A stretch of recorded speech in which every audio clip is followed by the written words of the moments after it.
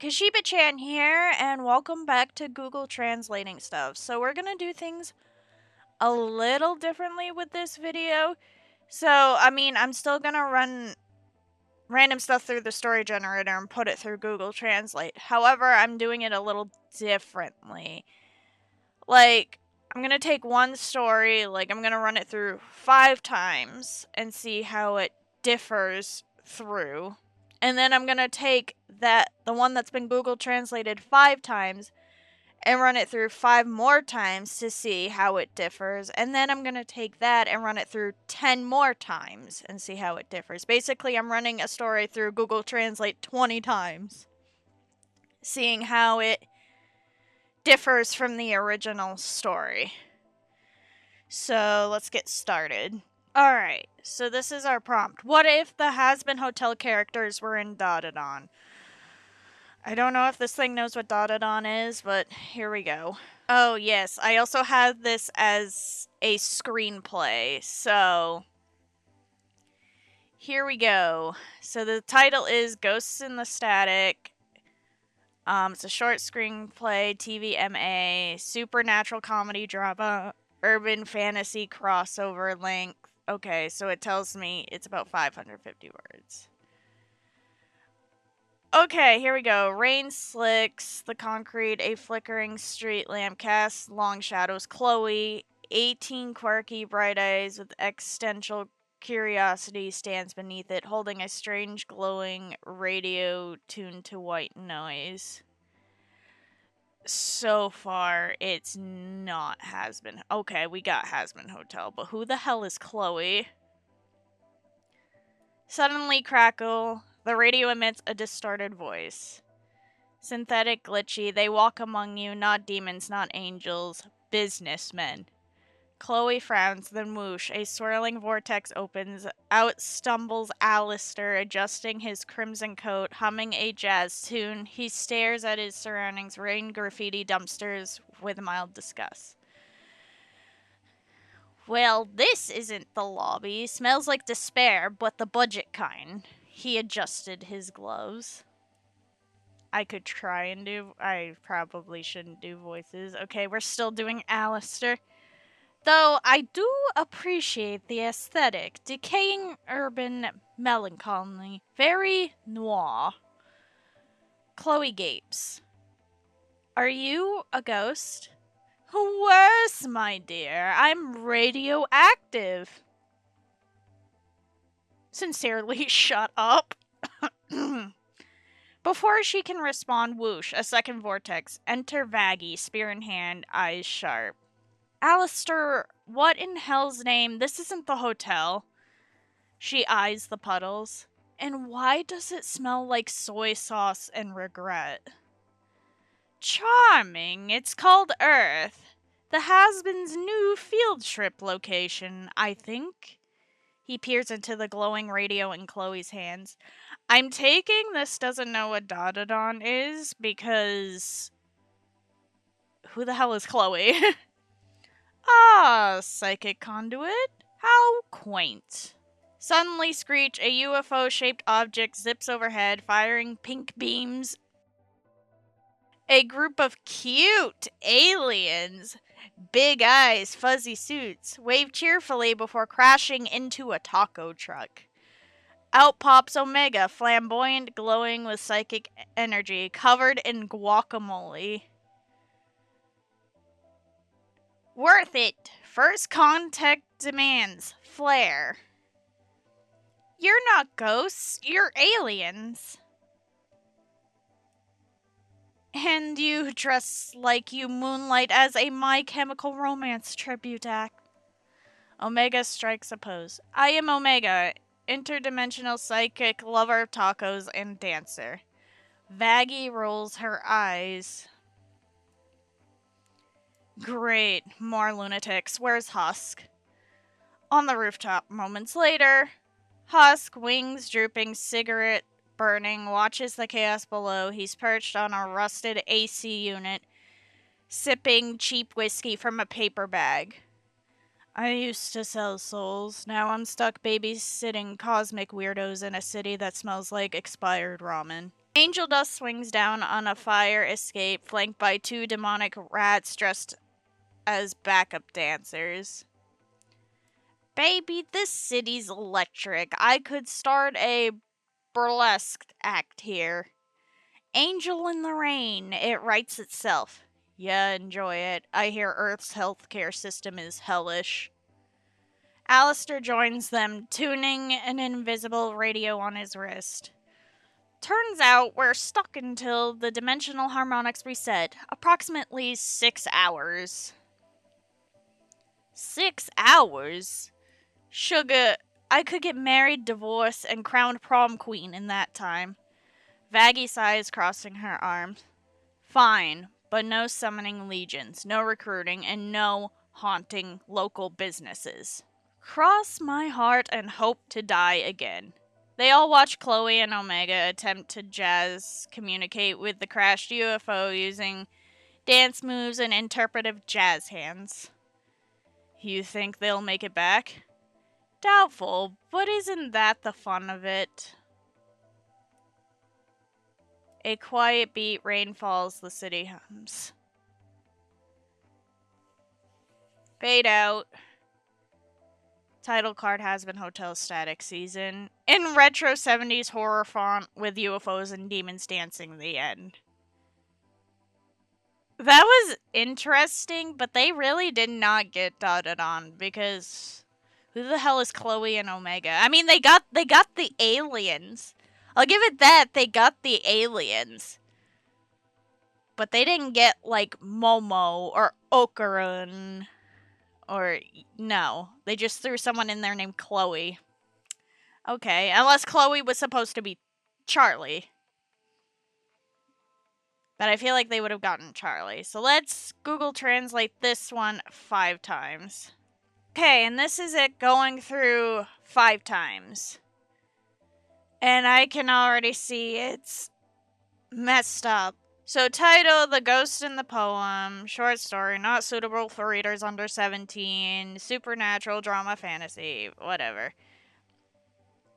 Under the bridge, where neon lights flickered in the twilight, rain slicked the concrete, bright streetlights cast long shadows, 18-year-old Chloe, unconventional and with a touch of existential curiosity, stood beneath a lamppost holding a radio and listening to a strange static. So we didn't get Chloe's age in the original. Suddenly a crackle, a distorted voice came from the radio. Radio, story, fictional voice, trembling. They are among you, not demons, not angels, they are merchants. Oh, we're already different. Chloe frowned, then bang, a downpour. Alistair stumbled out, smoothing his red coat. Humming a jazz tune, he looked around in dismay. Rain, graffiti, garbage. Okay, we got his name. Let me see. This isn't the hotel lobby. There's an air of despair here, a thorough despair. He adjusted his gloves. Alistair, continuing him talking. But I like the style. Decadent, urbane, melancholy, absolutely dark. Chloe shocked. You are a ghost? Worse, madam. I'm radioactive. Before he could answer, bang, a second storm hit. Vaggie appeared, spear in hand, her eyes dark. Alistair, what is this? This isn't the hotel. She stared at the mud. Why does it smell like soy sauce and regret? How interesting. This is Earth. The Has-Been Hotel is a new educational tourist destination, perhaps. She looked at the glowing radio in Chloe's hand. Ah, a telepathic channel. How creative. Suddenly, a whistle, a UFO-like object streaked overhead, emitting a pink beam of light. A group of adorable guests, big eyes, fluffy clothes, excitedly waved their hands and crashed into a taco stand. Omega appeared, covered in guacamole, sparkling and radiating psychic energy. Yay, first contact is going to be great. You're not ghosts and those guests, Alistair says coldly. She She was dressed in all black, like a My Chemical Romance tribute band member. Omega struck a pose.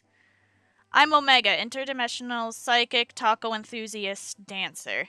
Vaggie rolled her eyes. Vaggie was that kind of person. Oh great, another surprise. Where's Husk? Rooftop a few minutes later. Husk, wings drooping, cigarettes between his fingers, watched the commotion below. He sat on a rusty old air conditioner, sipping cheap whiskey from a paper bag. I sold my soul, now I'm stuck in this town that smells like instant noodles, providing hospitality services for these strange visitors. Angel Dust descends the fire escape, accompanied by two demon pigs dressed as dancers. Honey, this town is so cool. We could put on a burlesque show here. Angels in the Rain. We've already got the name. Pumpkin Shell. Is that supposed to be Husk? I guess so. Really? Have fun. I heard the world's healthcare system is a nightmare. Alistair joined them, adjusting the invisible radio on his wrist. It seems we'll all have to stay here until the dimensional balance is restored. About 6 hours. 6 hours? Honey, you could get married, divorced, and even be homecoming queen in that time. Vaggie sighed and crossed her arms. Fine, but no conscription, no recruiting new members, no harassing local businesses. I swear you'll never die again. They all watched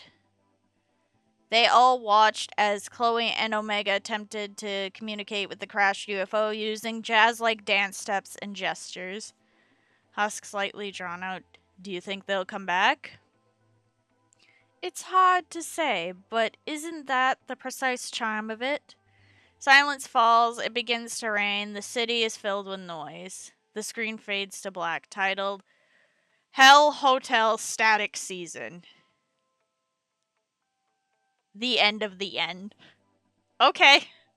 Interesting. So now what I am going to do is we're going to Google Translate that 5 more times. This part of the story is going to go through 5 times, so we are essentially Google Translating it 10 times. Alright, so we ran it through 5 more times. So we're going to see how it differentiates. Well, I mean, when we did it the first time, I mean, it differentiated a little from the original. But let's see how this differentiates from it being Google translated 5 times. And so far it doesn't look that much. So far it doesn't really look that much different.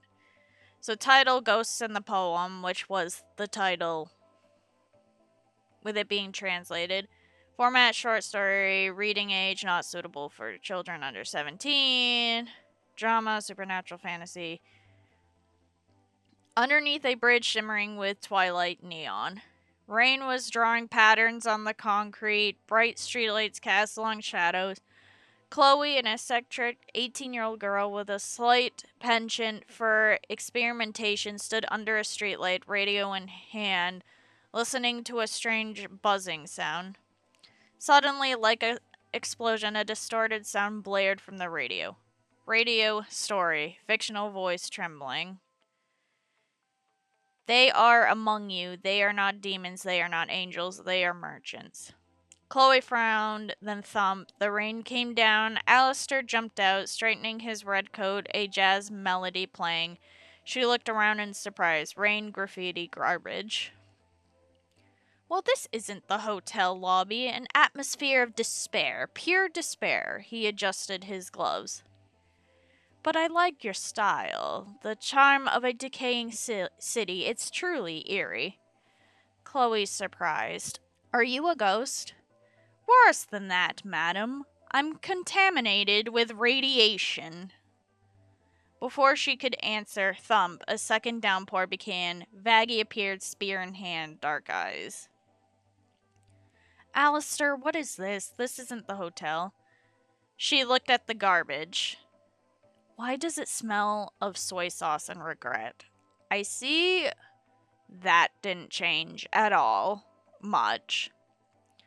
Isn't it interesting? This is Earth, Hasbin Hotel. A new educational tourist attraction? Perhaps.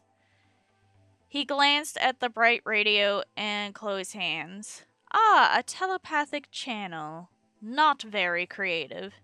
Suddenly, a buzzing sound. A UFO like object flew overhead, emitting a pink beam of light. A group of beautiful guests, wide eyed and wearing fluffy clothes, nodded excitedly, then rushed towards a taco stand.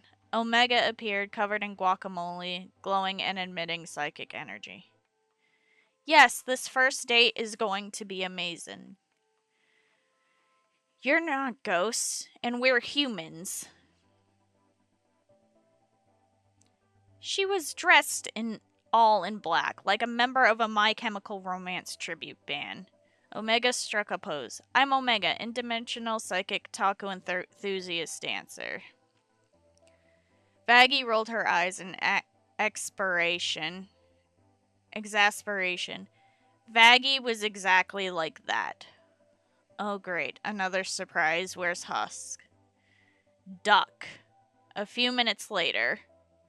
Husk, wings spread, cigarettes in his fingers, looked down at the view below. He was sitting on an old rusty air conditioner, drinking cheap whiskey from a paper bag. I sold my soul. Now I'm stuck in the city that smells like instant ramen, entertaining strange visitors. Angel Dust, accompanied by two demonic pigs dressed as dancers, came down the fire escape. Oh my god, this city is amazing. I could totally do a burlesque show here. I've already got the name Angels in the Rain. Pumpkin Shell. Really? Good luck. I heard the healthcare system on this planet is a nightmare. Alistair joined them, tuning an invisible radio on his wrist. It seems we have to stay here until the interdimensional balance is restored. About 6 hours. 6 hours? Good heavens, you could get married, divorced, and become prom queen in that time. Vaggie sighed and crossed her arms. Fine, but no conscription, no employment, and no bothering the local shops. I swear I'll never die again. Everyone watched as Chloe and Omega tried to communicate with a crashed UFO through jazz dance and gestures. Husk gently polling. What do you think they'll come back? Do you think they'll come back? It's a difficult thing, but isn't that the beauty of this story?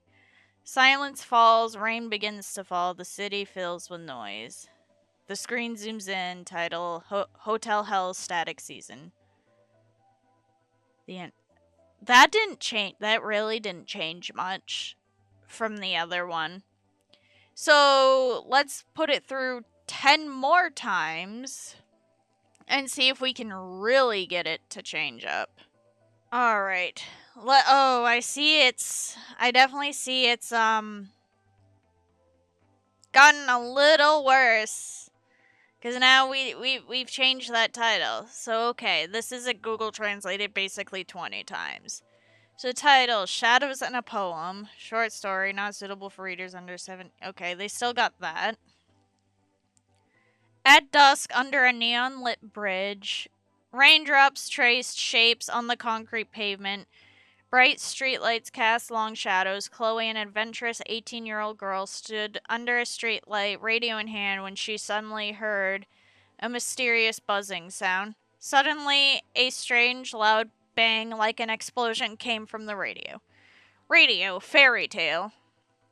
A trembling voice in the imagination. Among you there are no demons, no angels, only merchants. Chloe gasped. It's raining. The rain really started. Alistair, wearing his red coat, came out and started playing a jazz tune. She looked around in surprise. Rain, graffiti, trash. I guess it didn't change that much. Oh, this isn't a hotel lobby. You can feel the despair here. Pure despair. He adjusted his gloves. But I like your style. The beauty of a decaying city. It's truly chilling. I'm curious.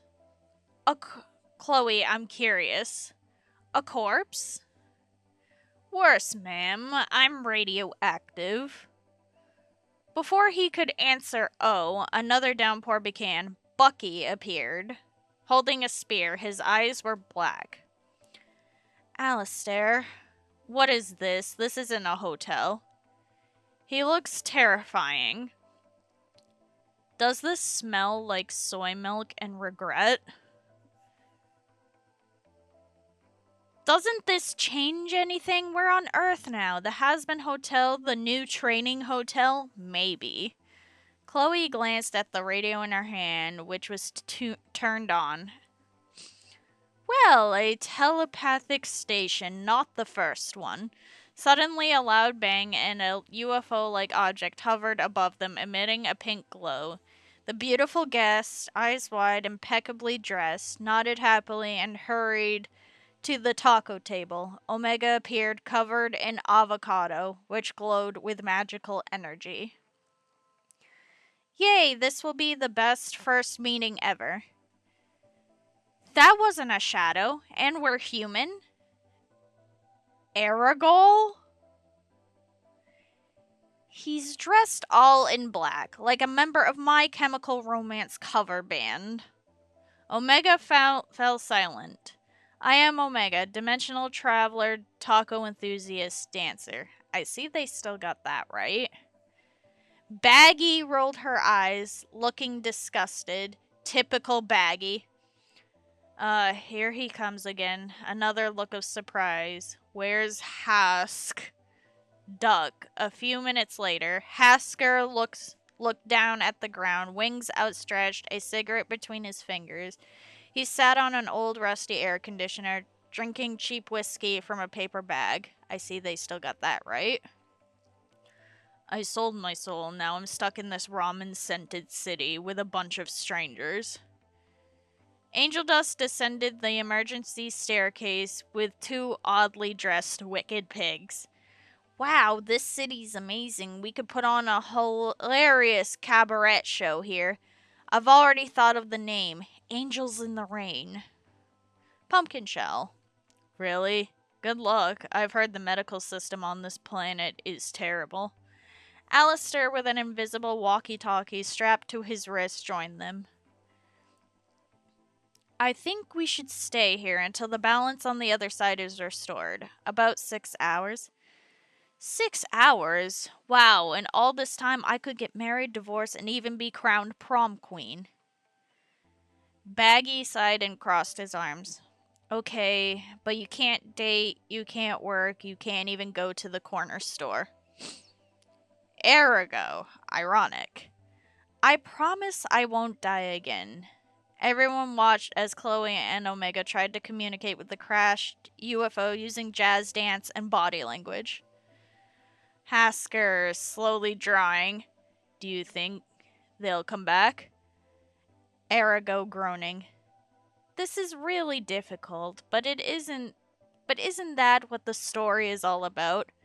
Silence fell, it started to rain, the city pulsed. He studied the screen carefully. Title, Hell Hotel Steel Season.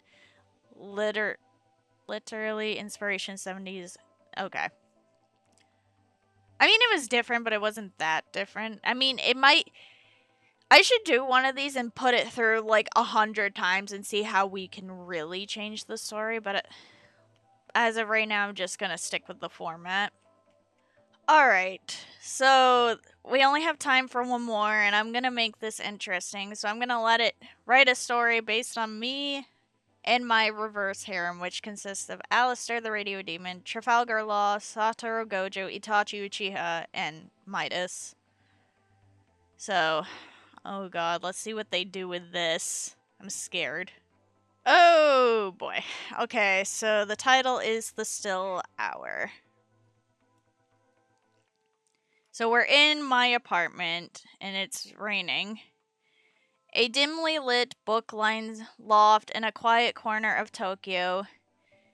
Rain patters along floor to ceiling windows. Jazz hums faintly from a vintage turntable. Me. Why am I in my 50s? Now I feel old.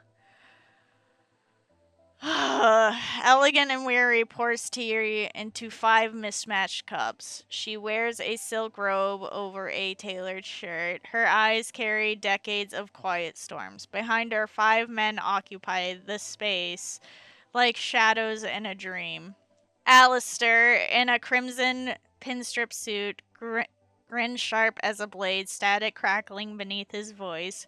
Trafalgar Law, slouched on the sofa, hat low, glowing sword resting across his lap. Satoru Gojo, blindfolded, sipping coffee with his effortless arrogance. Itachi Uchiha, silent in the corner, Sharingan deactivated, observing everything. And Midas, gloved hands folded, golden rings glinting, his touch still cursed. I set the tray down. No one speaks. The silence is deep, familiar. I dreamed of the war again. The one I didn't fight in, the one I lost anyway. Gojo tilts his head. Dreams are just noise. You know that. To you, maybe. To me, they're receipts, proof I was there. Ah, guilt, that sweet, sticky nectar. How it lingers on a soul. You blame yourself for surviving, for living well. How delightfully human. She doesn't blame herself. She mourns the cost. There's a difference. Grief is not a flaw. It's memory with weight. Midas lifts a gloved hand, watches rain slide down the glass. I once turned my daughter to gold. I would give every palace, every coin to hear her laugh again. You don't mourn loss, Kashiba, you honor it.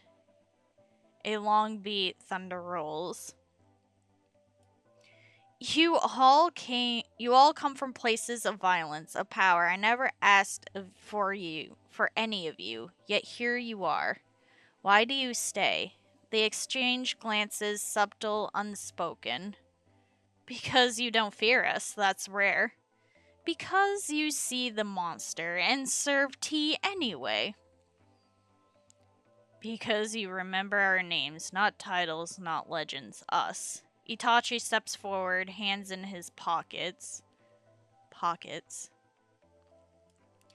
You carry pain without becoming it. That is true strength. Midas stands, slowly removes one glove. His golden hand catches the lamplight. We stay because you make this place human. A refuge, even for demons, pirates, killers, and gods. Kashiba looks at them, each man marked by fire, blood, or sorrow. Then she laughs, soft and warm. Pour your own damn tea. I'm not your caretaker. They smirk, move, pass cups. The air shifts, lighter. Law flicks a switch. A record spins. Billie Holiday sings, I'll Be Seeing You. Gojo leans back. Alistair hums off key. Alistair closes his eyes. Midas watches the rain. Kashiba sips her tea. They say love is loud, passion, obsession, fury, but after 50 years, stop, I'm not 50. I know the truth. Love is silence, shared breath, 5 men who stay not to save me, but because they've nowhere else to belong. She sets down the cup. The room glows. Fade out. I don't like that they made me 50. No. Stop. I'm not 50. Stop. And why would I be with these men if I was 50? They're all like... Well, Alistair's understandable because he's been there for like... ever, but... not the rest of them. Anyway, let's translate this. Please, Google Translate, make me younger. Alright, so here's the story translated 5 times. So the title now is A Quiet Moment. So the setting is my residence, rain night. A quiet corner of Tokyo, a dimly lit loft filled with the smell of books. Rain beats against the floor-to-ceiling windows. Soft jazz plays from an old record player. God damn it, you still made me 50. Elegantly and tiredly pours tea into 5 different cups. She wears a silk dress over a well-fitting blouse. Her eyes speak of decades of life experience. Stop.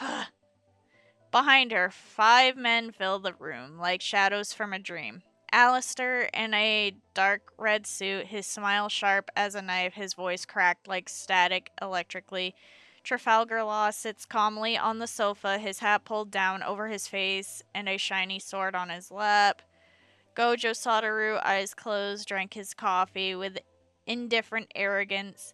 Uchiha Itachi stood quietly in the corner, his Sharingan deactivated, watching as everything unfolded.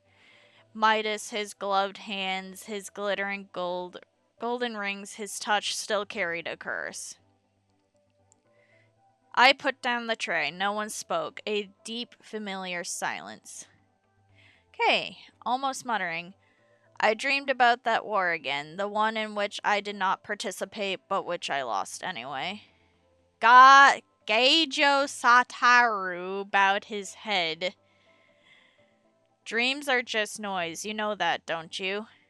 See, with a bitter smile. "Maybe it's true for you. For me, it is proof, a proof that I was there." Alistair chuckled quietly as a cracking noise came from the radio. "Ah, guilt, the sweet syrupy nectar remained in my heart, never fading. Would you blame yourself for surviving? Would you blame yourself for living such a beautiful life? How beautiful humanity is." Lao takes off his hat. She wouldn't blame herself. She loved the prize. This is a difference. Weasel, I'm glad they got Itachi's name in English. Quiet. Grief is not a stain. It is a painful memory. Midas raised his gloved hand and watched the rain run down the window. "One day I will turn my daughter into gold. I would give all my palaces, all my gold coins, just to hear her laugh one more time. You will not make her cry, Kashiwa. You will respect her." A long cry, thunder waved. "You all come from a place of violence, from a place of power. I never asked anything from you, and yet you are here." Pause. "Why did you stay?" They exchanged glances, a silent, unspoken understanding. Smiles. "Because you are not afraid of us. This is rare." "Because you saw a monster and still poured tea and water." "Because you remember our names, not titles, not legends, just us." Tachi stepped forward, his hands in his pockets. "You endured pain, but you are not consumed by it. This is true strength." Midas stood up and slowly took off his glove. His golden hand glistened in the lamplight. "We stayed because you filled the place with humanity, a place to hide. Even demons, pirates, murderers, and gods find a safe place here." I looked at them. Each one bore traces of fire, blood, or grief. Then I smiled softly, tenderly, and warmly. "Feel free to drink some tea. I am not your servant."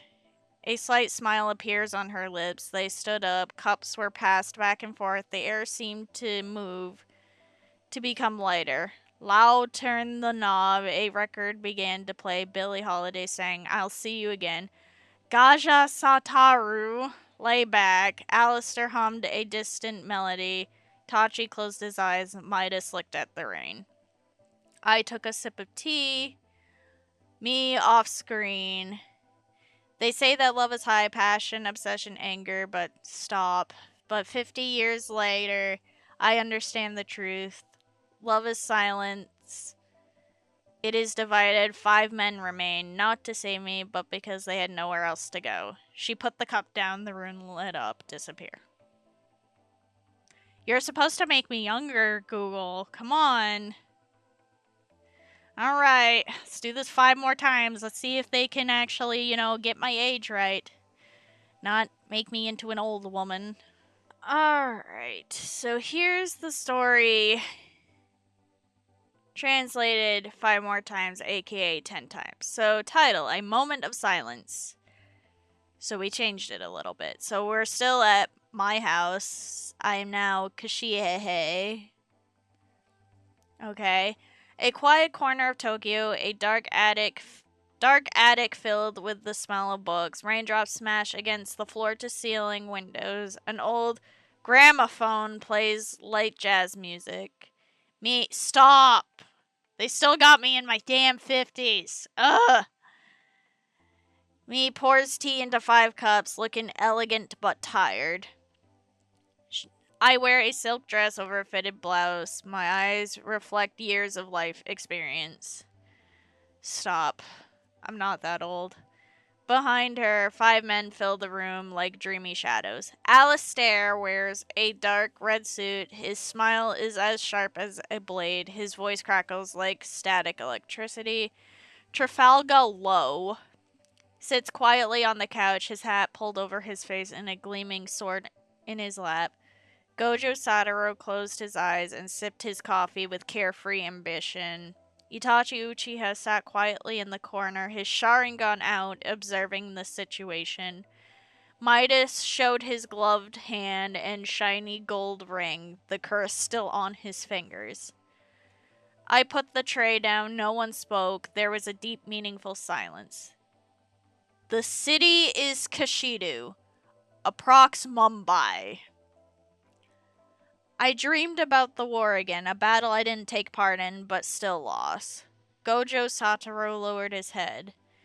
Dreams are just noise, you know that, right? Kashidu is a city, with a bitter smile.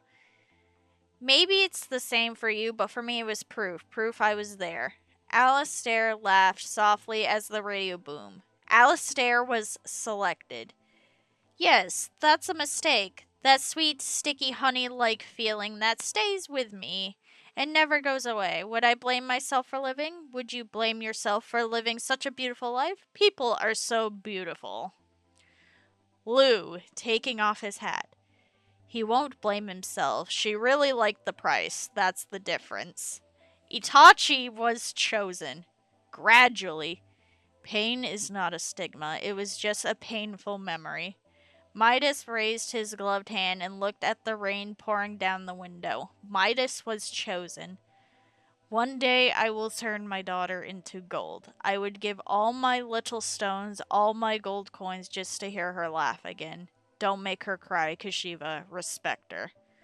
Long sigh, a thunderous landing. Kashidu is a city. You all come from a cruel country. It is a land of power. I never expected anything from you. You're still here. Pause. Why are you here? The two exchanged glances. A quiet thought passed. Because he is not afraid of us. Such people are rare. Alistair was selected. Even when we saw the animal, he poured tea and water for us. Cruel. Because he remembers our names, not titles or legends, but ourselves. Itachi walked forward, putting both hands in his pockets. Itachi was chosen.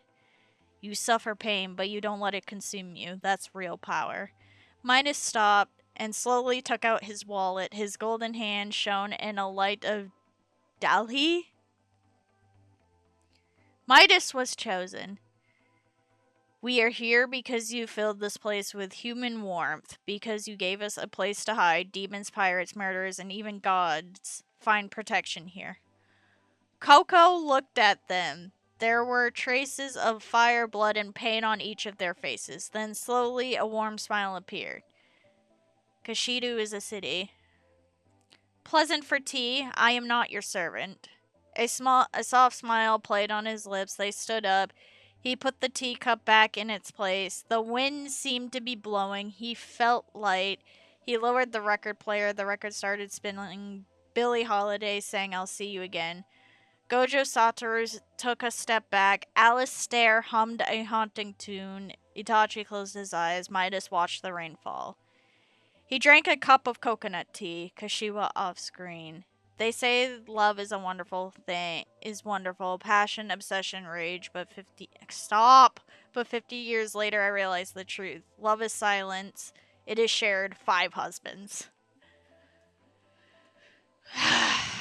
I'm not 50. Stop. All right. Let's run this through 10 more times. Please stop making me 50. Alright, so here is this translated 10 more times, or I should say put through 20 times. Okay, so the title is still A Moment of Silence. Music, Kashiha House, Tierra Rain. The scent of books hangs in a dimly lit attic in a quiet corner of Tokyo. Raindrops drum against the window pane. Soft jazz drifts from an old gramophone. They still got me in my damn 50s. Pours tea into 5 cups. She is beautiful but tired. I wear a silk dress over a blouse. My gaze reflects years of experience. Behind me, 5 figures fill the room like dreamlike shadows. Alistair wears a crimson suit. His smile is razor sharp. His voice resonates like thunder. Trafalgar Law sits quietly on the sofa, his hat pulled down over his face, a gleaming sword resting on his lap. Gojo Sato closes his eyes and distractedly sips his coffee. Uchiha Itachi deactivates his Sharingan and sits silently in a corner observing the scene. Midas gestures with his gloved hand, the gleaming gold ring still bearing the mark of the curse. What did the Kakasinda? Rests her hand on the counter, no one replies. A deep, meaningful silence settles. Saint Kaskinda in Bombay. Once again, I dreamed of war, a battle I didn't fight, but one I couldn't win. Gojo Sato lowers his head. Dreams are just noise, did you know that? Kakinda is a city. With an ironic smile. Perhaps you think so too, but for me it was it was proof that I was there. The radio crackles to life and Alistair lets out a small laugh. Alistair was chosen. Oh no, this sweet, sticky, honeyed sensation will never disappear. Would you blame him for being alive? Would you blame him for leading such a luxurious life? The people are so beautiful. He removes his hat. He doesn't blame himself. He's savoring his reward. It's not fair. Itachi was chosen. Slowly. Pain isn't abuse. It's just a painful memory. Midas raised his gloved hand and watched the rain fall through the window. Midas had chosen. One day I will turn my daughter into gold. I would give all my jewels and all my coins to hear her laugh again. Kashi, don't make her cry. Honor him. A long sigh, a clap of thunder. Kashid is a city. Everyone comes from a difficult background. It's an empire of power. I expected no less from you. You're still here. Pause. Why are you here? Why are you here? They exchanged a glance. Silent thought crossed their minds. Gojo Sato laughs because he's not afraid of us. People like him are rare. Alistair was chosen. When he saw the beast, he offered us tea and water. He's tough. Because he remembers our names, not titles or legends, but us as individuals. Itachi put his hands in his pockets and took a step forward. Itachi was chosen. Even in suffering, he doesn't let himself be consumed. That's true strength. Midas stopped and slowly removed the bag. His golden hands glittered in the Delhi light. Midas was chosen. We are here because you filled this place with human warmth. You have offered us shelter. Demons, pirates, assassins, even gods find refuge here. Coco looked at them both. Their faces bore the marks of fire, blood, and pain. Then, slowly, a warm smile spread across them. Kashido is a city. It's nice to drink tea. I'm not your slave. A slight smile touched his lips, then he lifted them. He placed the teapot back on the side table like a gentle breeze. Relief. He turned off the record player. The record began to play. Billie Holiday was singing, "We'll See Each Other."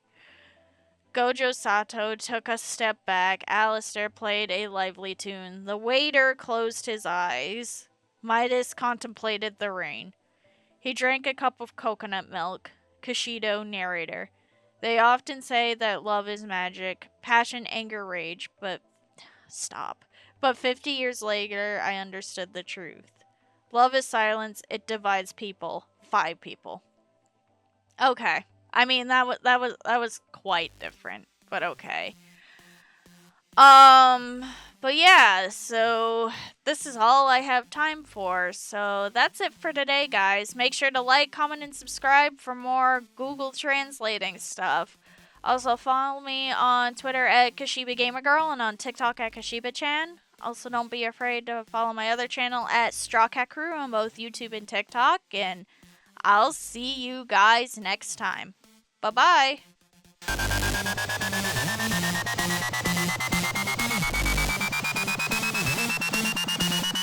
The duct-activated wall and lab towards the economy was greeted as Big Bird in a shopping cart helicopter. Thanks to Oscar's guidance, dropped a giant pretzel on Datara's clay bird. Itachi, unbothered, observed the scene. Children laughing, Elmo meditating a